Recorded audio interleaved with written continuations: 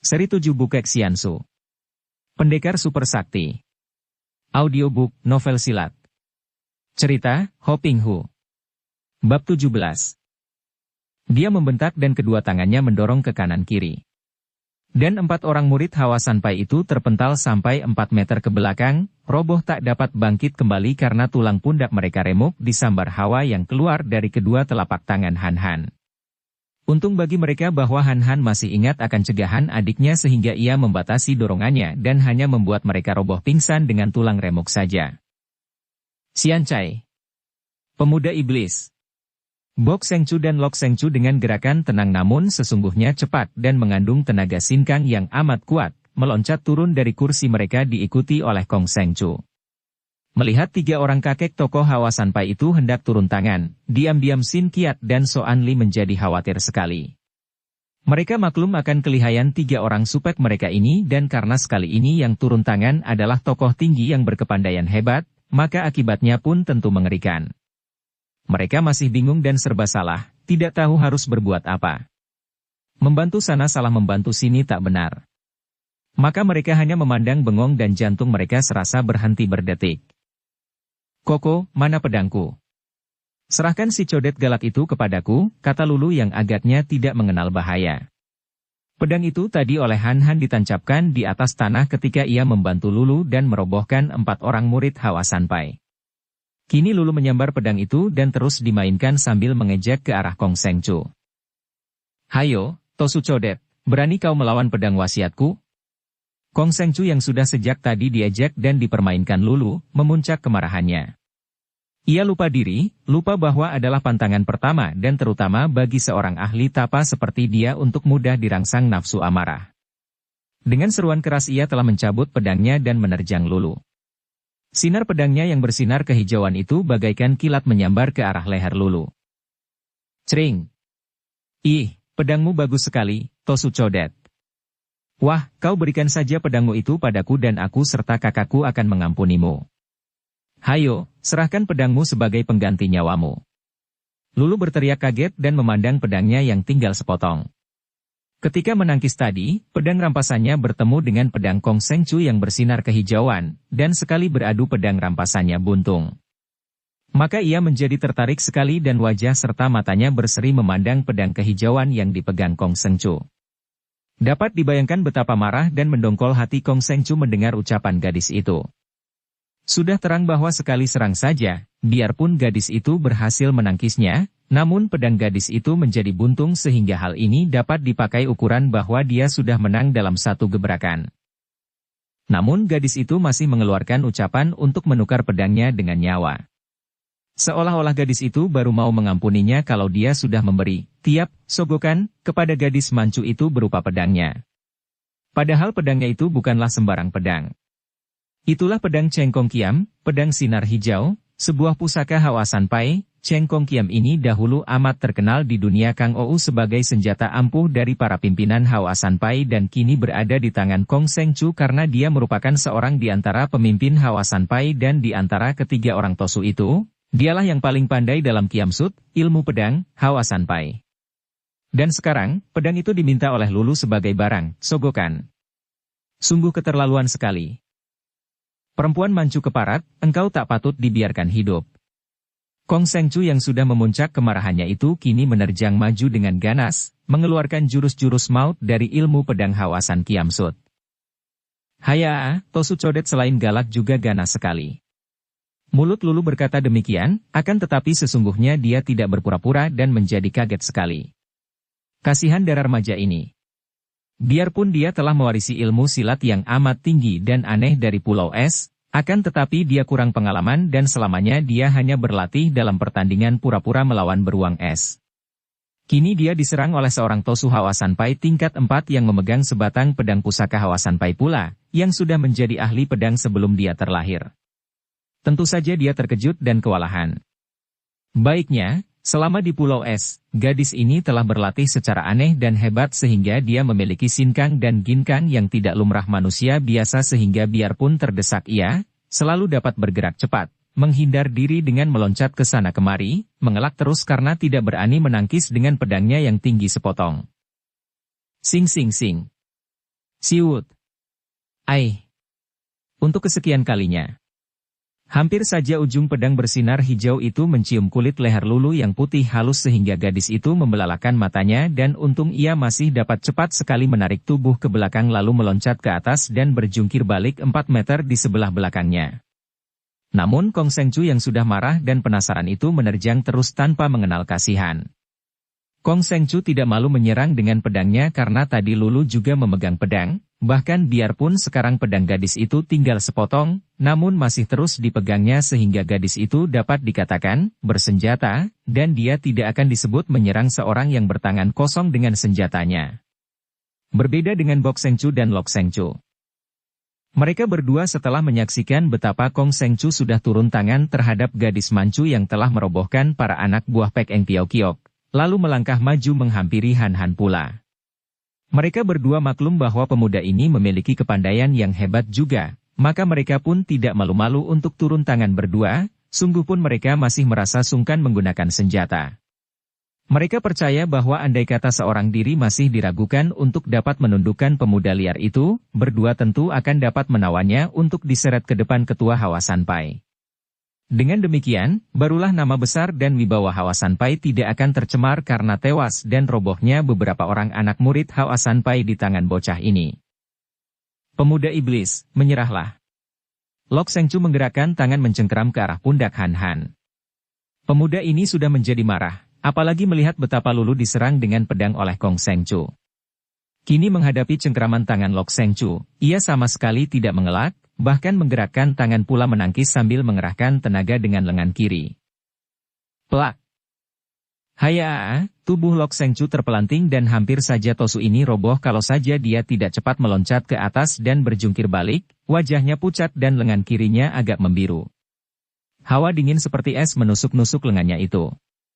Dia sudah mendengar akan kelihayan Mhabin Lomo yang kabarnya memiliki ilmu pukulan Swat Im Sin Chiang, tangan sakti inti es, yang mengandung imkang yang amat kuat. Akan tetapi sungguh sama sekali tidak pernah disangkanya bahwa murid Datuk Hitam itu memiliki sinkang sekuat ini. Cepat Lok Sengcu menghimpun tenaga dalamnya dan segera rasa dingin menusuk-nusuk itu lenyap kembali.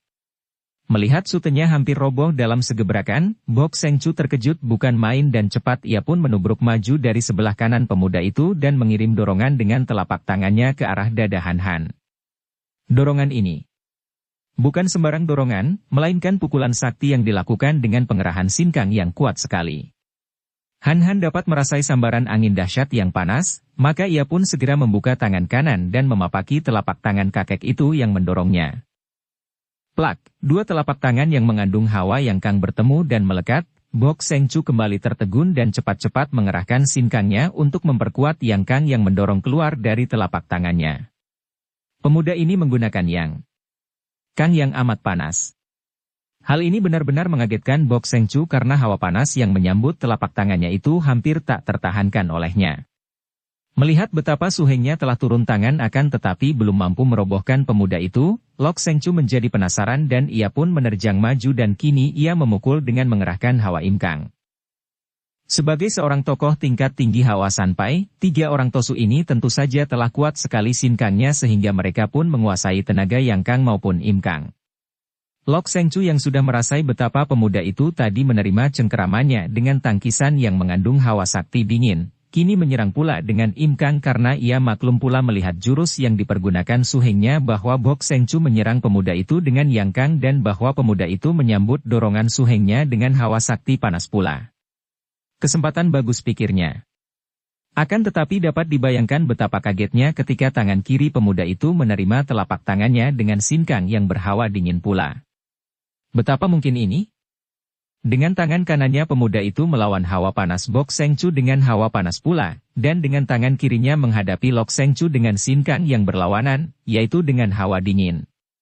Lok Sengcu juga merasa betapa hawa dingin yang keluar dari telapak tangan pemuda itu amat luar biasa dan hampir ia tidak kuat menahannya. Terpaksa ia mengerahkan seluruh tenaga saktinya untuk melawan. Adapun Bok Sengcu yang sudah berkeringat dahinya karena hawa panas menjalari seluruh tubuhnya, juga mengerahkan tenaga dengan mata setengah dipejamkan untuk melawan sinkang pemuda itu yang benar-benar amat luar biasa. Tiga orang ini, dengan telapak tangan beradu, hanya berdiri tak bergerak, telapak tangan mereka saling melekat. Melihat ini, Wan Xin Qiat dan Lu Soanli menjadi bengong saking heran dan kagumnya. Han Han seorang diri mampu menahan pukulan-pukulan sakti kedua orang supek mereka. Mereka sudah menduga bahwa Han Han adalah seorang pemuda yang memiliki kesaktian luar biasa, akan tetapi sungguh jauh melampaui batas dugaan mereka bahwa pemuda itu mampu menahan serangan hawa sakti kedua orang kakek itu, dan bahkan Han Han masih dapat menengok dan memperhatikan keadaan Lulu yang terdesak hebat oleh pedang Kong Seng Chu yang lihai. Dua orang muda ini menjadi makin gelisah dan bingung. Melihat anak buah Pek Eng Piao Kiok terluka semua termasuk Tan Piao Su dan tiga orang sutenya sehingga ruangan itu penuh dengan mereka yang rebah dan merintih-rintih, kini melihat betapa Lulu terancam maut di ujung pedang Kong Seng Chu, dan melihat Han Han juga bergulat dengan maut, mereka menjadi bingung tak tahu harus berbuat apa. Betapapun juga, Han Han dan Lulu jelas merupakan musuh atau lawan pihak Ho Sanpai, sehingga menurut Patut, sebagai murid-murid Hwa Sanpai pula, mereka semestinya membantu para supek mereka. Kalau mereka yang memiliki ilmu silat tinggi, tidak banyak selisihnya dengan tiga orang Tosu itu, bahkan dalam hal ilmu silat mungkin mereka lebih lihai, pada saat itu turun tangan membantu, tentu Han Han dan Lulu takkan dapat bertahan lebih lama lagi. Namun hati mereka tidak mengizinkan mereka turun tangan dan karena itu, mereka hanya memandang dengan muka pucat. Apalagi Xin Qiat yang jatuh cinta kepada Lulu, menjadi bingung sekali hatinya ingin sekali membantu Lulu membebaskan gadis itu dari desakan berbahaya pedang Kong Seng Chu, namun bagaimana mungkin ia melawan supeknya sendiri. Sementara itu, Han Han memandang ke arah adiknya dengan hati penuh kekhawatiran. Ia maklum bahwa menghadapi ilmu pedang Tosu itu, adiknya takkan mampu mempertahankan diri lebih lama lagi. Jangankan Lulu, dia sendiri pun kalau harus bertanding mempergunakan atau mengandalkan ilmu silat, bukanlah tandingan Tosu-Tosu Hwa Sanpai ini.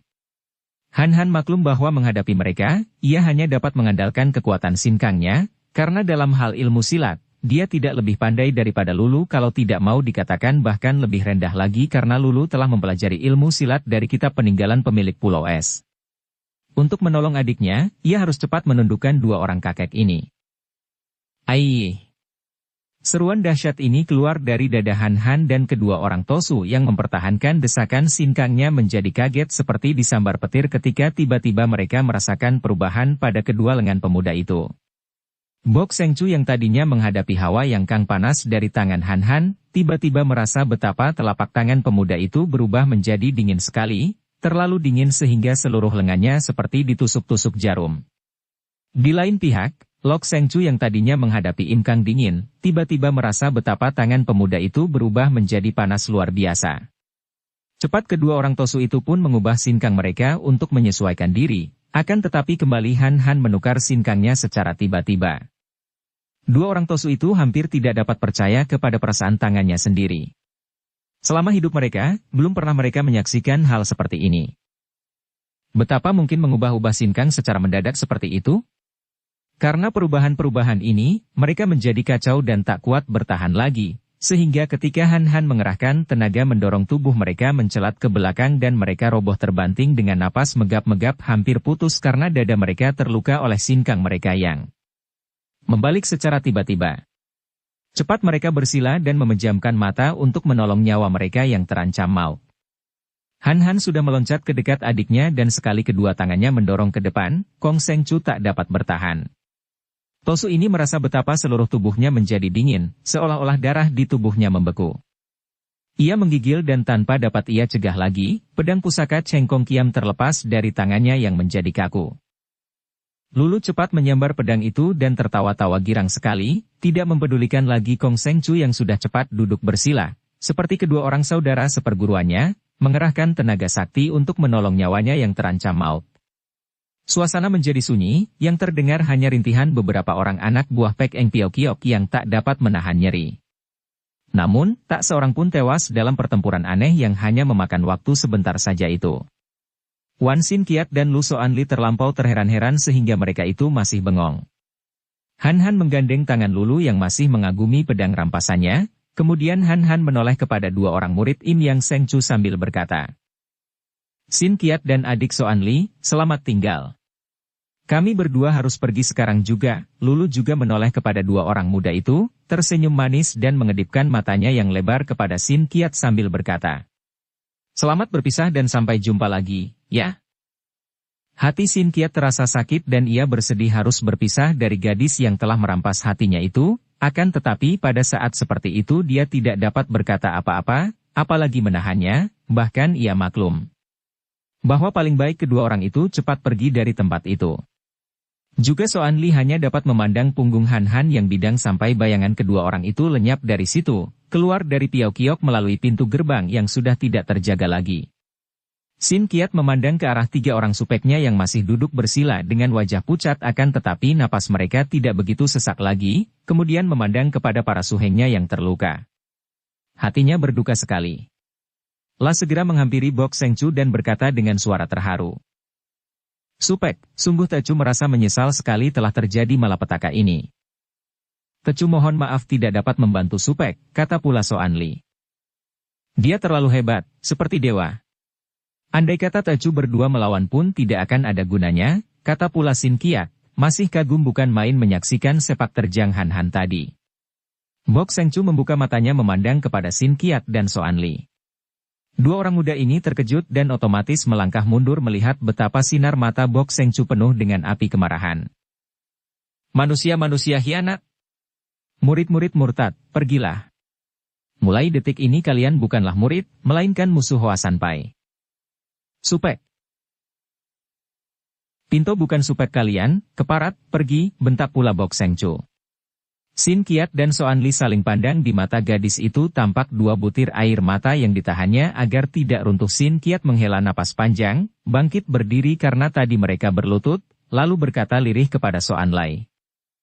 "Marilah kita pergi, Sumai. Kelak Suhu tentu akan dapat mengerti keadaan kita." Soan Li juga bangkit berdiri dan pergilah kedua orang muda itu meninggalkan rumah Piao Kiok itu pergi dengan hati perih karena sebagai tokoh-tokoh muda Hoa Sanpai yang sudah membuat nama besar dan mengharumkan nama Hoa Sanpai, kini mereka diusir pergi dan tidak diaku sebagai murid. Padahal julukan mereka pun memakai nama Hawasan. Xiao Limpai merupakan perkumpulan atau partai silat yang bukan saja paling tua. Banyak orang mengatakan bahwa Xiao Limpai merupakan sumber dari semua partai persilatan yang kemudian timbul, dan sudah tentu saja ilmu silat yang keluar itu bercampur baur dengan gerakan-gerakan dari lain golongan dan suku bangsa sehingga ratusan tahun kemudian, ilmu silat dari partai lain sudah tak dapat dibedakan lagi dengan sumbernya. Tentu saja amat berbeda dalam laga ragam dan kembangannya saja karena kalau dilihat lebih mendalam pada dasarnya memang tiada perbedaan dalam ilmu silat yang hanya terdiri dari dua pokok, yaitu menjaga diri serapat mungkin dan menyerang lawan setepat mungkin. Semenjak pertama kali didirikan oleh tokoh besar dalam dunia persilatan maupun agama Buddha, yaitu Tat Mo Chou Su, Xiao Limpai selalu berada di bawah bimbingan para Huishio sehingga di mana-mana didirikan kuil Xiao Lim atau Xiao Lim Si. Sesuai dengan alam pikiran manusia yang selalu berubah-ubah, di dalam Xiao Limpai seringkali terjadi perubahan yang tentu saja ditentukan oleh pimpinan setempat dan terdorong oleh keadaan pula. Perubahan peraturan yang kadang-kadang amat menyolok. Pernah terdapat peraturan dalam kuil Xiao Lim Si yang mengeluarkan pantangan bagi seluruh murid untuk berdekatan dengan wanita, bahkan ada larangan keras bagi tamu-tamu wanita yang datang bersembahyang ke kuil untuk melangkah melewati pintu tengah yang sudah dijadikan garis demarkasi. Mungkin peraturan ini dikeluarkan untuk memperkuat batin para murid yang sedang digembleng agar jangan sampai ternoda oleh nafsu berahi karena sesungguhnya, terutama bagi mereka yang sedang melatih sinkang. Hubungan dengan wanita merupakan pantangan dan penghalang besar sekali bagi penghimpunan tenaga murni. Akan tetapi, peraturan yang kelihatan seolah-olah anti-wanita, ini pun tidak dapat dipertahankan dan kembali terjadi perubahan di mana para tokoh Xiao Limpai ada yang mulai menerima murid-murid wanita. Hal ini terutama sekali terjadi atas kesadaran para tokoh Xiao Limpai bahwa dalam keadaan negara kacau, pihak wanitalah yang seringkali mengalami penghinaan dan kekejian-kekejian karena pihak wanita termasuk golongan lemah. Maka, dalam keadaan negara kacau dan kejahatan merajalela, perlu sekali wanita diharuskan menjadi niko, pendeta. Sekarang murid-murid itu, baik pria maupun wanita tidak diharuskan mencukur rambut menjadi pendeta, akan tetapi tentu saja mereka ini sekaligus menjadi pula murid-murid agama Buddha. Hal ini adalah penyebarluasan agama mereka melalui perguruan silat. Demikianlah, peraturan bebas kewajiban menjadi pendeta ini sudah berjalan 100 tahun lebih, jauh sebelum bangsa Manchu menyerbu pedalaman dan menjajah dengan mendirikan kerajaan Cheng sehingga di dalam Xiao Limpai terdapat tokoh-tokoh bukan pendeta seperti Kang Lam Sang Eng, dan bahkan 7 orang tokoh Xiao Limpai sendiri, murid-murid langsung dari ketua Xiao Limpai, yaitu Xiao Lim Chitiam, terdiri dari hanya 2 orang Huishio dan 5 orang bukan Huishio. Pada masa itu, anak murid Xiao Limpai tersebar luas di kalangan rakyat jelata, ada yang menjadi petani, nelayan, tiausu, kausu, guru silat, dan banyak pula yang menjadi pendekar-pendekar perantau. Pada waktu itu, yang menjadi ketua Xiao Limpai adalah guru Xiao Lim Chitkiam berjuluk Cheng San Huishio. Huishio ini usianya kurang lebih 80 tahun, bertubuh tegap agak kurus, berwajah keren dan penuh wibawa. Seperti halnya Hoa Sanpai dan banyak perkumpulan silat lainnya, diam-diam Xiao Limpai juga menentang bangsa Manchu yang datang menjajah. Sungguh pun tidak secara terang-terangan, namun banyak para pendekar Xiao Limpai membantu perjuangan para patriot yang berusaha menentang dan mengusir penjajah yang makin lama makin kuat itu.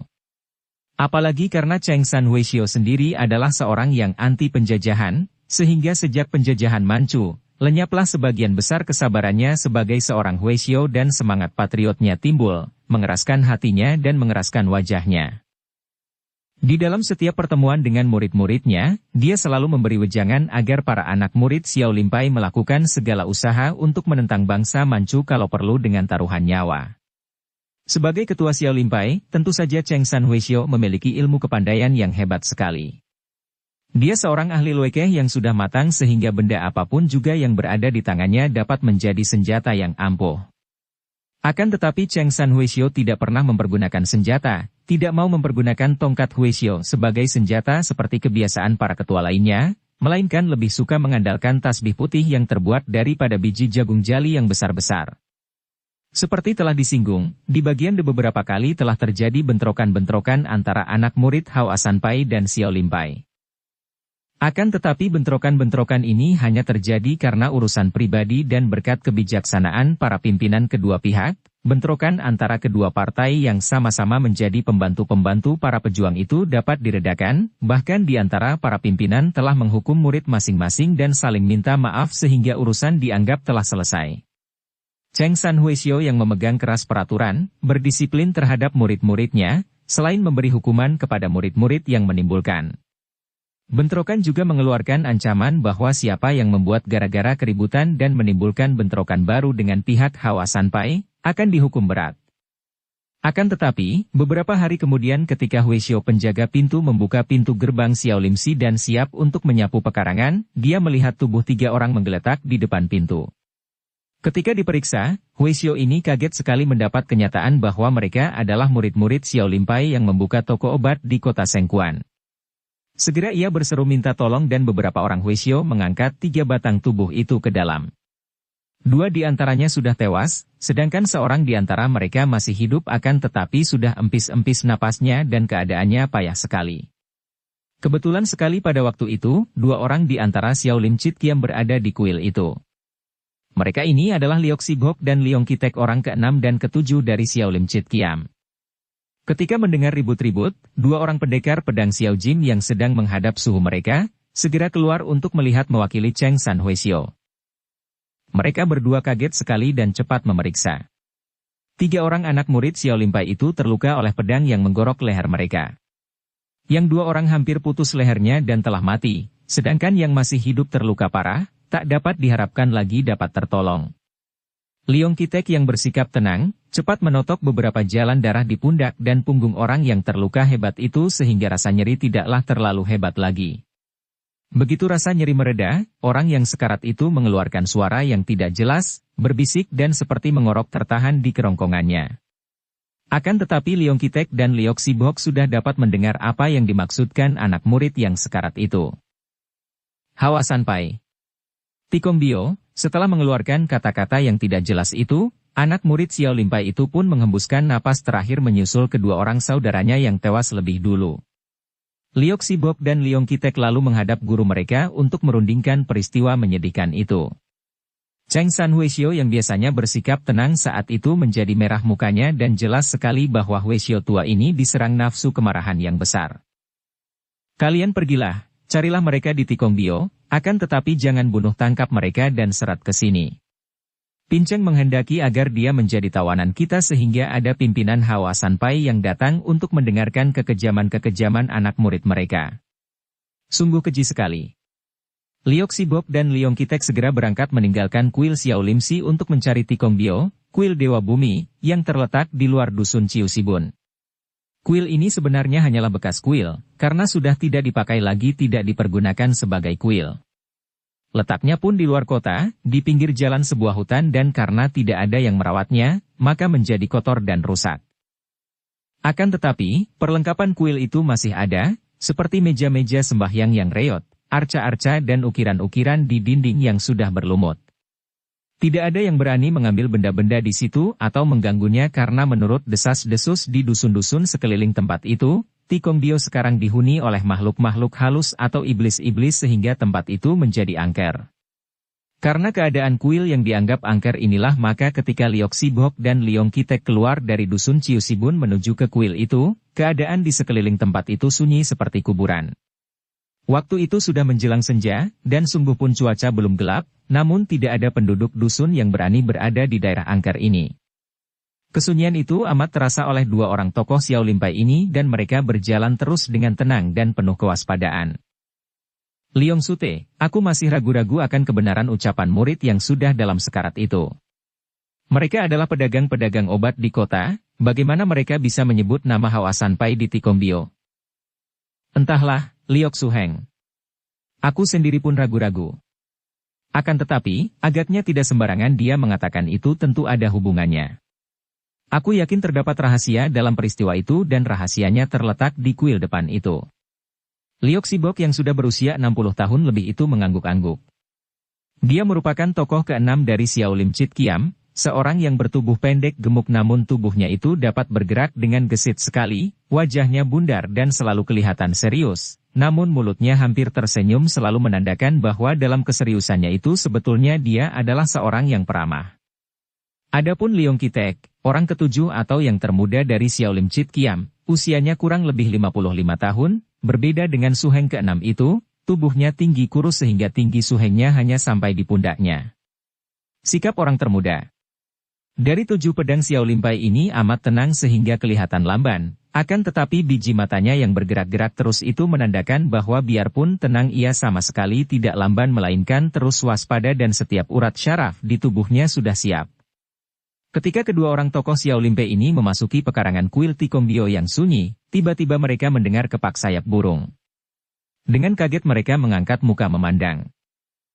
Kiranya ada 3 ekor burung gagak terbang dari atas genteng kuil itu, agaknya terkejut oleh kedatangan mereka. Melihat ini, kedua orang itu saling pandang dan menjadi agak kecewa. Terbangnya 3 ekor burung itu dapat diartikan bahwa di kuil itu tidak ada orangnya, tentu burung yang ketakutan melihat mereka datang itu tidak akan berani tinggal di situ. Akan tetapi mereka melangkah maju terus, melewati pekarangan yang lebar dan yang tertutup rumput agak tinggi itu, sampai di anak tangga yang cukup tinggi. Ada 20 anak tangga banyaknya sehingga ruangan depan kuil itu tingginya hampir 2 meter dari tanah di pekarangan. Biarpun mulut kedua orang kakek ini tidak mengeluarkan suara, namun keduanya seperti telah bersepakat dan melangkahlah mereka menaiki anak tangga dengan langkah ringan dan sikap tenang. Begitu mereka melangkahi anak tangga terakhir dan tiba di ruangan depan, terdengar suara bercicit keras dan keduanya siap untuk menghadapi serangan senjata rahasia ketika pandang mata mereka yang tajam dapat menangkap meluncurnya 2 buah benda hitam dari sebelah dalam kuil. Akan tetapi sebelum benda itu menyerang mereka, benda-benda itu menyambar ke atas dan mengeluarkan bunyi bercicit, dan ternyata 2 buah benda hitam itu adalah 2 ekor kelelawar besar. Liok Sibok dan Liong Kitek saling pandang, tersenyum dan menghela napas panjang. Mereka tadi sudah merasa agak tegang, dan kini ternyata mereka kecelik.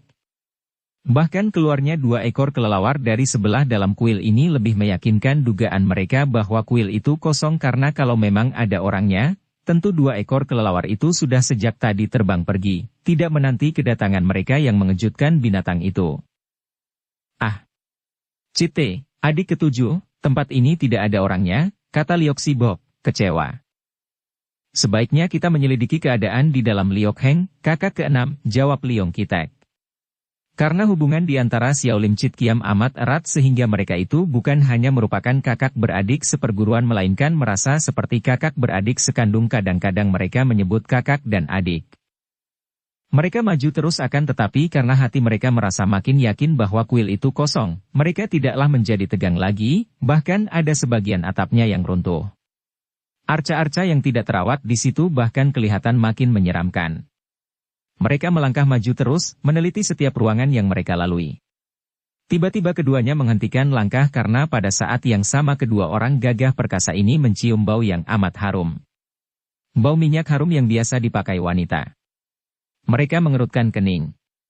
Seperti para suheng mereka, baik yang menjadi Hueshio seperti Lui Kong Hueshio dan Lui Pek Hueshio orang kedua dan kelima dari Xiao Lim Chit Kiam, kedua orang ini pun merupakan murid-murid angkatan lama sehingga mereka pernah mengalami pelajaran pantangan mendekati wanita. Bahkan mereka itu, seperti suheng-suheng mereka, tidak pernah kawin. Maka, begitu mencium bau harum minyak wangi yang menandakan bahwa di situ ada wanitanya, mereka mengerutkan kening. Bukan hanya karena mereka segan berurusan dengan wanita, melainkan juga mereka terkejut menghadapi kenyataan ini. Kalau di situ ada orangnya, apalagi wanita, hal ini berarti bahwa wanita atau siapa adanya orang yang memakai wangi-wangian itu tentu memiliki ilmu kepandaian yang hebat. Sedemikian halus dan ringan tentu gerakan-gerakannya sehingga kelelawar dan burung gagak yang berada di kuil itu sampai tidak tahu dan tidak menjadi kaget. Sahabat-sahabat Hawa Sanpai, silakan keluar. Kami dua orang utusan Xiao Limpai ingin bertemu dan bicara. Liok Sibok berseru sambil mengerahkan hikangnya sehingga suaranya bergema di seluruh kuil, bahkan menggetarkan sarang laba-laba yang banyak terdapat di sudut-sudut ruangan itu. Mereka berdiri di tengah-tengah sebuah ruangan lebar di mana terdapat 4 buah pintu, menjurus ke 4 penjuru. Daun-daun pintunya tertutup, hanya sebuah yang menuju keluar terbuka karena mereka yang membukanya tadi ketika masuk dari luar. Hati mereka makin yakin bahwa kuil ini ada penghuninya ketika melihat bahwa berbeda dengan ruangan-ruangan lain di bagian depan, ruangan yang paling lebar dan berada di bagian belakang kuil ini lantainya bersih seolah-olah sering disapu, gema suara Liok Sibok mengaung menyeramkan, kemudian sunyi kembali. Selagi dua orang tokoh Xiao Limpai itu meragu apakah benar-benar ada penghuninya kuil itu, terdengar suara tertawa merdu, suara ketawa wanita yang halus dan bernada genit, seperti suara ketawa kuntilanak yang menyeramkan. Biarpun dua orang tokoh Xiao Limpai itu merupakan pendekar-pendekar yang gagah perkasa dan tidak pernah mengenal takut, namun suasana di kuil itu dan suara ketawa ini membuat bulu tengkuk mereka meremang.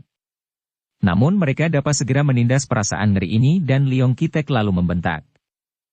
Manusia atau siluman, kami orang ke-6 dan ke-7 dari Xiao Lim Chit Kiam tidak merasa takut. Hai, Liok Sibok dan Leong Kitek mengantar kematiannya, masih bermulut besar.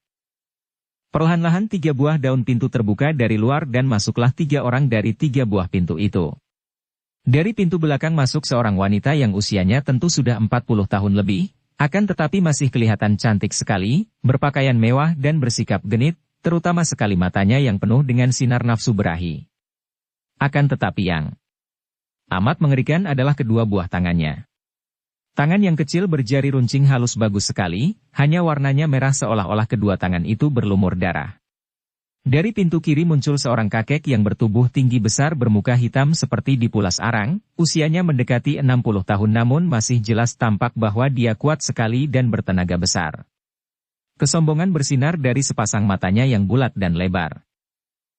Adapun dari pintu kanan muncul seorang kakek yang usianya sebaya akan tetapi dalam segala hal merupakan lawan kakek muka hitam karena kakek ini tubuhnya pendek kecil, mukanya putih seperti dibedaki, kelihatannya lemah tak bertenaga dan pandang matanya seperti orang mengantuk, matanya sipit.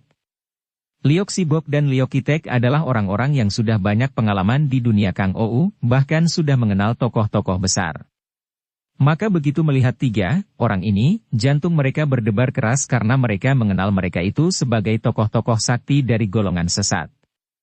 Wanita cantik genit itu bukan lain adalah Masunio yang terkenal dengan julukan Hiat Chiang Sian II, Dewi bertangan darah, seorang tokoh sakti yang cabul genit dan kejamnya seperti iblis betina. Adapun kakek bermuka hitam yang tinggi besar itu adalah Hek Giamong, Raja Maut Hitam. Sedangkan kakek bermuka putih adalah Pek Giamong, Raja Maut Putih. Mereka berdua adalah kakak beradik. Dan terkenal dengan sebutan Hekpek Giamong yang selalu muncul berdua dan setiap kali turun tangan tentu berdua sehingga merupakan lawan yang amat tangguh. Tiga orang ini adalah murid-murid dan juga pembantu-pembantu Kang To Ukui Gak Liat si Setan Botak, seorang di antara datuk-datuk golongan hitam atau kaum sesat. Akan tetapi, dari tiga orang yang muncul ini tidak ada tercium bau harum tadi. Memang Hiat Chiang Sian Lima Sunio ada juga membawa bau wangi. Akan tetapi berbeda dengan keharuman tadi, bahkan di antara bau wangi, yang datang dari tubuh Dewi Tangan Darah ini tercium bau amis darah. Adapun Hekpek Giamong sama sekali tidak membawa bau harum, kalau ada membawa bau, paling-paling juga bau apek karena pakaian berkeringat yang tak pernah dicuci. Setelah kini semua pintu yang menembus ruangan itu terbuka, bau harum itu makin keras dan ternyata datangnya dari atas. Liok Sibok dan Liong Kitek cepat memandang ke atas dan jauh di atas balok melintang tampak duduk dua orang muda, seorang gadis cantik dan yang seorang lagi pemuda yang tampan. Gadis itu cantik sekali, tubuhnya ramping padat hidungnya mancung dagunya runcing dan sepasang matanya seperti mata burung hong jantan. Rambutnya yang hitam panjang itu hanya diikat dengan sutera di belakang tengkuk, dibiarkan melambai ke punggung. Kepalanya ditutup atau lebih pantas dihias sebuah topi bulu putih yang kecil, dengan sebatang bulu burung menjadi penghias. Kedua telinganya digantungi sepasang anting-anting emas dan kedua lengannya bergelang emas pula. Gadis yang usianya sukar ditaksir, kurang lebih 20 tahun ini, tersenyum-senyum dan agaknya bau wangi yang sedap harum itu keluar dari tubuh dan pakaiannya. Di sebelah kirinya duduk pula di atas balok itu, seperti si gadis, dengan kedua kaki ongkang-ongkang, seorang pemuda tampan dan gagah, usianya sebaya dengan gadis itu. Pemuda ini tubuhnya tinggi tegap wajahnya ganteng dan pakaiannya amat indah, dari sutera disulam menyaingi keindahan pakaian gadis itu. Wajahnya yang tampan itu terawat baik, berkulit putih halus dan rambutnya pun tersisir rapi dan halus kelimis. Giamong, Raja Maut Hitam, sedangkan kakek bermuka putih adalah Pek Giamong, Raja Maut Putih. Mereka berdua adalah kakak beradik. Dan terkenal dengan sebutan Hek. Sayang bahwa wajah yang tampan itu memiliki hidung yang agak besar terlalu besar dan melengkung, dengan sepasang mata yang mengandung sinar tajam, bengis dan kejam. Dua orang tokoh Xiao Limpai itu terkejut bukan main. Mereka tidak mengenal dua orang muda itu, akan tetapi kenyataan bahwa mereka itu dapat berada di situ sejak tadi tanpa mereka ketahui bahkan tanpa diketahui kelelawar dan burung yang hanya terbang setelah mereka berdua datang, membuktikan bahwa dua orang muda itu bukanlah orang sembarangan. Akan tetapi karena tidak tahu siapa adanya kedua orang muda itu, dan tidak tahu pula apa hubungannya mereka dengan tiga orang murid Kang To Ukui ini, dua orang tokoh Xiao Limpai itu hanya menggunakan seluruh perhatian untuk menghadapi Hekpek Giamong dan Hiat Chiang Sian II. Kirananya Hiat Chiang Sian II dan Hekpek Giamong yang berada di dalam kuil ini. Sungguh tidak kami sangka. Akan tetapi karena ternyata Sam Wai yang berada di sini, kiranya Samwi dapat memberi keterangan kepada kami tentang tiga orang anak murid Xiao Limpai yang terluka parah. Tiga orang murid setan botak itu kelihatan terkejut dan mereka memandang ke atas dengan sikap tenang. Kongcu, Tuan Muda, bagaimana mereka ini bisa tahu, kata Hiat Chiang Sian Lai, agaknya Su Heng bekerja kurang sempurna sehingga di antara mereka ada yang belum mampus dan membuka rahasia, pemuda tampan itu mencela. Liok Sibok dan Liong Kitek adalah tokoh-tokoh yang sudah banyak pengalaman. Begitu mendengar percakapan ini, mengertilah mereka akan duduk perkara. Kiranya murid-murid setan botak yang memang menjadi kaki tangan pemerintah penjajah Manchu yang telah membunuh tiga orang murid Xiao Limpai dan agaknya mereka itu menyamar sebagai orang-orang Hawa Sanpai untuk menjalankan siasat adu domba antara Xiao Limpai dan Hawa Sanpai. Hanya mereka merasa heran mendengar betapa pemuda itu menyebut Su Heng kepada murid-murid setan botak yang menjadi tanda bahwa pemuda itu murid setan botak pula. Akan tetapi mengapa Hekpek Giamong dan juga Hiat Chiang Sian II menyebutnya Kongcu? Siapakah pemuda itu yang melihat sikapnya dan mendengar ucapannya seolah-olah yang menjadi pemimpin di antara mereka? Bagus sekali. Liong Kitek sudah membentak marah. Kiranya kalian ini orang-orang sesat yang membunuh anak murid kami kemudian menyamar sebagai orang Hawa Sanpai untuk mengadu domba. Sambil membentak demikian, Liong Kitek sudah mencabut pedangnya, berbareng dengan Su Hengnya. Tiba-tiba terdengar suara merdu dan halus, akan tetapi lidahnya asing sehingga bahasa yang diucapkannya terdengar lucu. Lebih baik lagi begini, sudah kukatakan bahwa memancing ikan besar harus menggunakan umpan besar pula. Tiga orang itu hanya merupakan ikan teri, kurang besar untuk dijadikan umpan. Kalau kita menggunakan yang besar ini sebagai umpan, pasti berhasil. Xiao Limpai sukar dipancing, hendak kulihat nanti kalau mereka melihat mayat dua orang ini. Oh yang tuaku, jangan khawatir, rencana kita sekali ini pasti berhasil. Kalian bertiga tidak lekas turun tangan, hendak menunggu apa lagi? Berbareng dengan teriakan-teriakan mereka, tiga orang murid setan botak itu maju menyerbu. Liok Sibok dan Liong Kitek memutar pedang melindungi diri, dan di dalam hati mereka timbul pertanyaan-pertanyaan yang membuat mereka menjadi heran terhadap gadis itu. Jelas bagi mereka bahwa gadis itu adalah seorang gadis mancu yang agaknya malah lebih berpengaruh daripada si pemuda Xiaoyang itu, terbukti dari ucapannya yang nadanya seperti orang bicara kepada bawahannya. Akan tetapi, dua orang tokoh Xiao Limpai ini tidak dapat memecah perhatian mereka karena tiga orang lawan mereka sudah mengirim pukulan-pukulan maut yang amat berbahaya. Mereka itu adalah murid-murid pilihan dari Kang Toukui Gak Liat, yang terkenal sebagai seorang ahli Yang Kang. Tidak mengherankan apabila kedua orang kakek Hekpek Giamong itu amat lihai, karena keduanya mempunyai ilmu pukulan berdasarkan yang Kang disebut Toat Beng Ficiang, tangan api pencabut nyawa, dan setiap kali mereka mengirim pukulan, tangan mereka didahului menyambarnya hawa yang amat panas melebihi panasnya api. Mereka berdua inilah yang telah membunuh tiga orang anak murid Xiao Limpai dan karena mereka itu hendak menimbulkan kesan seolah-olah orang-orang Hawa Sanpai yang biasa menggunakan pedang, mereka tidak menggunakan pukulan Toat Beng Ficiang mereka ketika membunuh tiga orang anak murid Xiao Limpai itu, melainkan dengan sebatang pedang. Akan tetapi, lebih hebat lagi daripada dua orang Raja Maut itu adalah serangan yang keluar dari sepasang tangan merah Masunio. Hawa pukulan wanita. Ini juga mengandung panas yang hebat, namun di samping hawa panas ini juga membawa bau amis dan mengeluarkan suara bercuitan sangat tinggi menggetarkan jantung.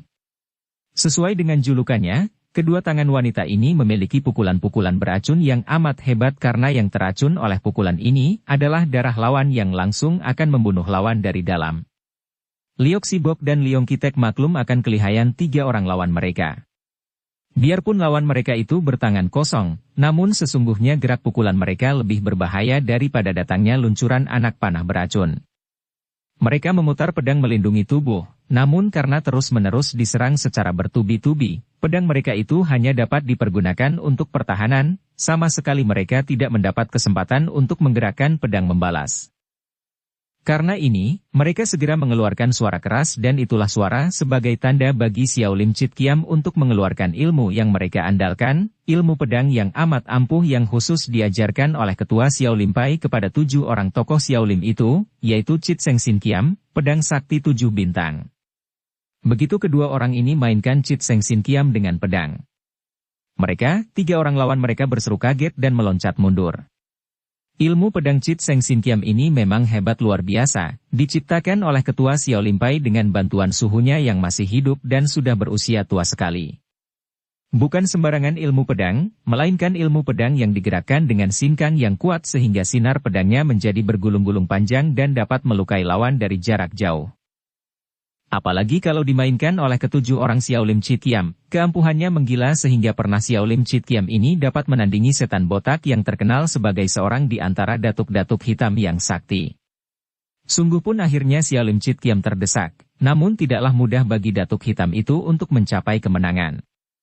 Kini, dimainkan oleh orang ke-6 dan ke-7 dari 7 pendekar pedang Xiao Lim itu, sudah cukup hebat sehingga membuat ketiga orang murid setan botak terdesak mundur, gentar menghadapi sinar pedang yang berkilauan dan mengandung hawa yang dingin namun berbahaya itu.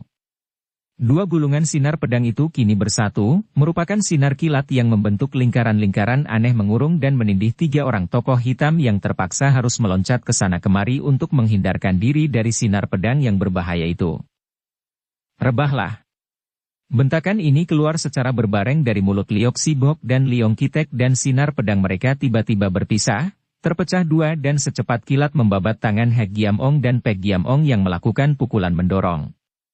Kedua orang kakek ini terkejut sekali, cepat menarik kembali tangan mereka, akan tetapi sinar pedang itu dari kanan kiri meluncur ke arah dada mereka. Ai! Hek Giamong terpaksa mengerahkan tenaga di tangan kanannya, menangkis sinar itu sambil mengerahkan Toat Beng Ficiang. La berhasil menangkis pedang itu, akan tetapi lengannya tergores ujung pedang dan terluka sehingga mengeluarkan darah. Pek Giamong yang tenaganya tidak sehebat Hek Giamong, tidak berani menangkis melainkan cepat membuang diri ke belakang, akan tetapi pundaknya tetap saja kena diserempet pedang sehingga terluka. Hiat! Masunio menggunakan kesempatan itu memukul dengan kedua tangannya yang merah ke arah lambung kedua orang tokoh Xiao Limpai itu, akan tetapi dengan gerakan otomatis kedua orang pendekar pedang itu menyabetkan pedang mereka ke belakang sambil memutar tubuh. Hayaa, Hiat Chiang Xian II Masunio menjerit dan cepat ia menarik kembali kedua lengannya yang berbalik menjadi terancam. La dapat menyelamatkan kedua lengannya, akan tetapi tubuhnya terhuyung ke belakang dan saat itu dipergunakan oleh Liok Sibok dan Liong Kitek untuk menerjang maju, mengirim tusukan maut ke arah tubuh wanita iblis yang amat lihai itu. Trang. Liok Sibok dan Liong Kitek terkejut, sekali karena pedang mereka terpental dan hampir terlepas dari tangan mereka. Terutama sekali Liok Sibok yang merasa betapa pedangnya tergetar sehingga setelah tertangkis masih tergetar mengeluarkan suara mengaung, tanda betapa penangkisnya memiliki sinkang yang hebat sekali. Lebih kaget dan heran dia ketika melihat bahwa yang menangkis pedangnya itu hanyalah sebatang payung di tangan gadis mancu yang tadi duduk di atas tiang balok melintang. Adapun yang menangkis pedang Liong Kitek adalah sebatang pedang bersinar kuning di tangan pemuda tampan tadi. Kedua orang tokoh Xiao Limpai itu maklum bahwa mereka terancam bahaya. Dua orang muda itu ternyata memiliki ilmu kepandaian yang tinggi, sedangkan tiga orang murid Kang Toukui gak lihat hanya terluka kecil saja. Bahkan Hiat Chiang Xian II Masunio hanya mengalami kekagetan saja, belum terluka. Kalau mereka itu mau pula membantu tentu mereka berdua akan terancam bahaya maut. Akan tetapi, sebagai pendekar-pendekar besar, mereka tidak menjadi gentar, bahkan saling berdekatan, berdampingan sambil menyilangkan pedang mereka di depan dada. Liok Sibok dengan sikap dan suara tenang bertanya. "Siapakah kalian orang-orang muda?" Gadis mancu yang cantik itu tersenyum, pandang matanya melebihi tajamnya pedang di angan pemuda itu dan lebih runcing daripada ujung payung di tangannya, namun senyumnya amat manis, membuka sepasang bibir yang indah bentuknya, memperlihatkan kemerahan rongga mulut di balik deretan gigi seperti mutiara. Memang amat tidak enak mati dalam penasaran. Kalian berdua orang Xiao Limpai yang keras hati dan keras kepala sudah menghadapi kematian, agar tidak mati dalam penasaran baiklah kalian mengenal kami. Aku adalah Putri Nirahai, putri ke-17 dari Kaisar. Adapun dia ini adalah Ouyang Seng, putra Pangeran Ouyang Chin-kok, murid bungsu namun paling lihai dari Kang Toukui gak liat. Kedua orang pendekar pedang itu terkejut. Biarpun mereka belum pernah mendengar nama kedua orang muda ini, namun melihat gerakan mereka dan tenaga sinkang mereka, tentu mereka ini merupakan lawan berat apalagi kalau gadis ini benar-benar seorang putri kaisar. Tentu di situ terdapat banyak pengawal-pengawal istana yang setiap saat dapat datang mengeroyok mereka. Mereka tidak takut, akan tetapi ingin sekali mengetahui apa yang menyebabkan putri ini melakukan semua perbuatan ini. Mengapa kalian membunuh 3 orang anak murid Xiao Limpai, melempar mayat mereka di depan kuil dan menggunakan nama Hawa Sanpai? Tanya pula Liok Sibok. Adik Nirahai, kita bunuh saja mereka. Ouyang Seng, pemuda tampan itu berkata sambil mengerutkan alisnya yang hitam tebal. Akan tetapi gadis mancu itu sambil tersenyum menggoyang tangan kirinya yang kecil dan berkulit halus. Jangan membuat mereka mati penasaran, Ouyang tuako. Mereka toh pasti akan mati di tangan kita, mengapa tergesa-gesa? Biar mereka tahu lebih dulu akan duduknya persoalan, toh kita tidak usah khawatir kelak roh mereka. Akan membuka rahasia kepada para pimpinan Xiao Limpai dan Hoa Sanpai. Bersambung ke bab 18. Dukung kami dengan subscribe, follow, like, komen dan share. Terima kasih.